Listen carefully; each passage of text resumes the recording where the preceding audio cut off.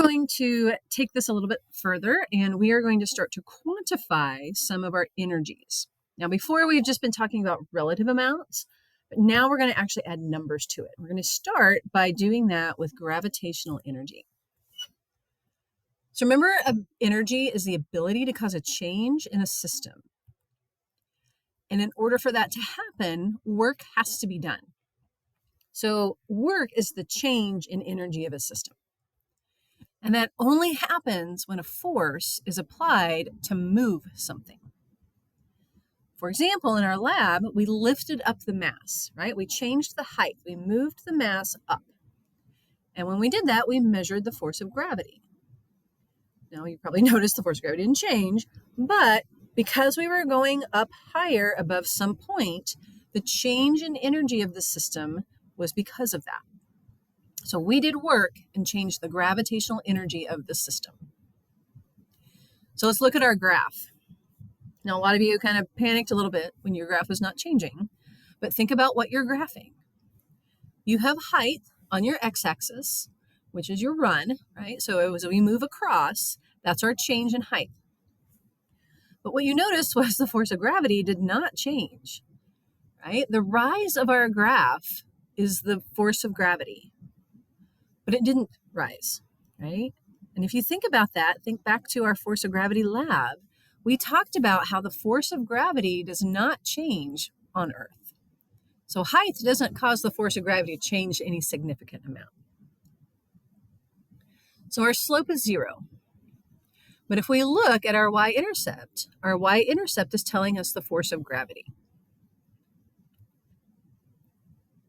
But remember, we've done a lot of neat things with graphs lately. And one of those things is finding the area under the curve. So we apply a force and something moves. So if we go from 0 height to that next height over, we can look at how much area that it covers on the graph. And as we increase the height, the area gets bigger. And we keep doing that, and it gets bigger and bigger and bigger. So as we increase the height, the area under the curve of the graph increases as well. So remember, we just said that work is force times distance. The area of our graph is force times distance. This is a rectangle. So we're going to take the width times the length. And on our graph, the width is the force, and the length is the distance that we lifted. So the area under the curve of our graph represents force times distance.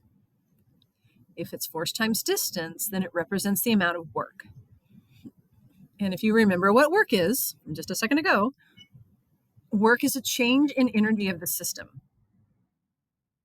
And so what we're actually finding is the gravitational energy by taking the force times the distance. Now, this is true for any force distance graph.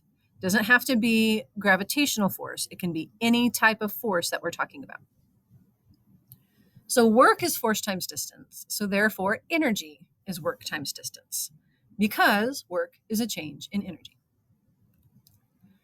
Work is measured in newtons times meters. So remember, forces are newtons and distance is measured in meters. So we get this unit of a newton times a meter. And we combine those together and we call that a joule. And it's abbreviated with a J. So what we end up with is the gravitational force is the force of gravity times the height.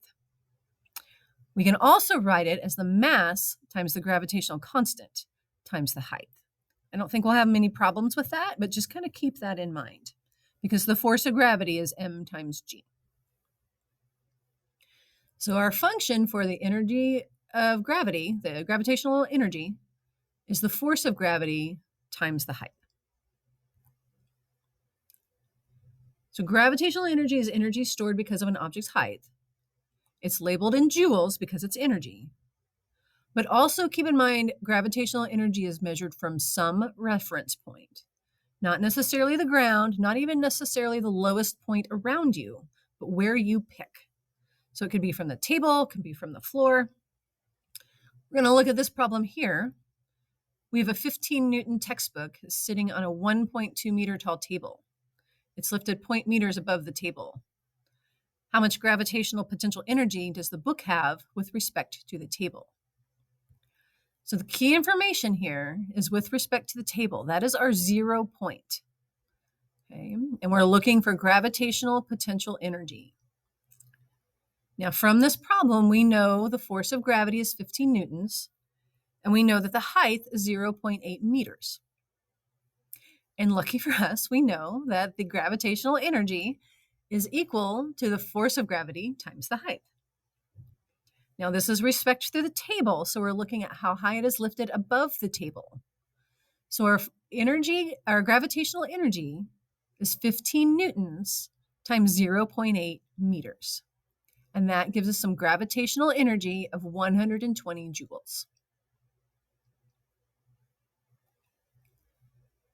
Now let's look at the book with respect to the floor. So all of this information is the same except for where we are measuring from. Okay, so we have to take into account that the table is 1.2 meters tall, and we lift the book 0.8 meters above that. So the total height with respect to the floor is 2 meters. We're still going to use that same gravitational energy equation, force times gravity of 15, and height now of 2. So the gravitational energy, our gravitational energy above the table with respect to the floor is 300 joules.